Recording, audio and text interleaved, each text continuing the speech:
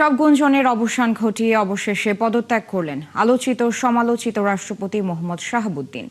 শারীরিক ও মানসিক অসুস্থতার কারণ দেখিয়ে তার স্বাক্ষরিত পদত্যাগপত্র জমা দিয়েছেন সংসদ সচিবালয়।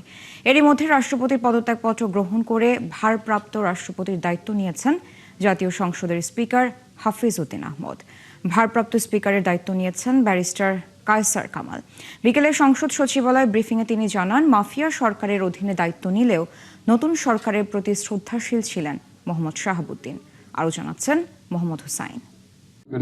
প্রধান উপদেষ্টা পদের গেল 2 দিন ধরে রাষ্ট্রপতি মোহাম্মদ শাহাবুদ্দিনের পদত্যাগের বিষয়টি নিয়ে আলোচনা চলছিল। শুক্রবার তিনি পদত্যাগ করতে যাচ্ছেন বলে আগে থেকেই গুঞ্জন চলছিল সারা দেশে। অবশেষে তাই সত্যি হলো। কালার এক্সপার্ট ডার্ক স্যাপ এবং মাইল্ড অন হ্যান্ডস টেকনোলজি সমৃদ্ধ অরিক্স অ্যাডভান্স ডিটারজেন্ট পাউডার আপনার laundry expert.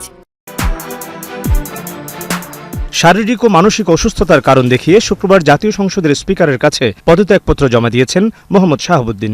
Speaker Hafiz Uddin Ahmad বিকেল 5:30টায় জাতীয় সংসদে সংবাদ সম্মেলন করে রাষ্ট্রপতির পদত্যাগের কথা জানান। এ সময় তিনি বলেন, বিভিন্ন রোগের প্রাদুর্ভাবের কারণে শারীরিক ও মানসিকভাবে রাষ্ট্রপতির মতো গুরুত্বপূর্ণ সাংবিধানিক পদে দায়িত্ব পালনে অসামর্থ্য হয় মোহাম্মদ শাহাবুদ্দিন পদত্যাগ করেছেন।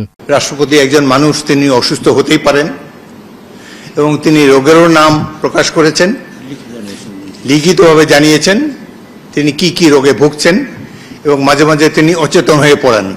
এর জন্য ডাক্তারের সার্টিফিকেটের কোনো প্রয়োজন নাই, যিনি যেখানে নিজেই এটি দাবি করেছেন। সুতরাং আমরা আশা করি এই পদত্যাগের ফলে সকল ধোঁয়াশা পরিষ্কার হলো।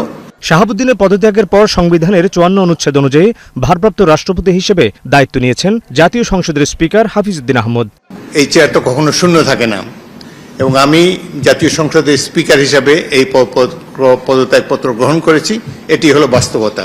মাফিয়া সরকারের আমলে নির্বাচিত হলেও জনগণের ভোটে যে সরকার নির্বাচিত হয়েছে তার প্রতি তিনি সমর্থন এবং শ্রদ্ধা প্রকাশ করেছেন সবসময়।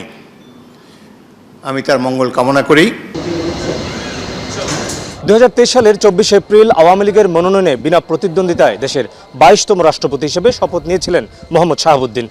5 বছরের মেয়াদ শেষ হবার কথা 2028 সালের এপ্রিলে। মেয়াদ পূর্ণ হওয়ার আগেই আজকে পদত্যাগ করলেন। এর মধ্য দিয়ে দেশের সর্বোচ্চ সাংবিধানিক পদে নতুন যাত্রা শুরু হলো।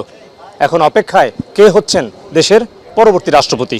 2024 সালের 5 আগস্ট ছাত্র জনতার অভ্যুত্থানে আওয়ামী লীগ সরকারের পতনের পর দেশের রাজনৈতিক পরিস্থিতি আমূল বদলে যায়। ওই সময় ফ্যাসিস্ট শেখ হাসিনা পদত্যাগ করে দেশ ছাড়েন। এরপর সংসদ ভেঙে দেয়া ও অন্তর্বর্তী সরকার গঠন সহ রাজনৈতিক পালাবদলের গুরুত্বপূর্ণ কয়েকটি পর্যায়ে রাষ্ট্রপতি হিসেবে দায়িত্ব পালন করেন মোহাম্মদ শাহাবুদ্দিন।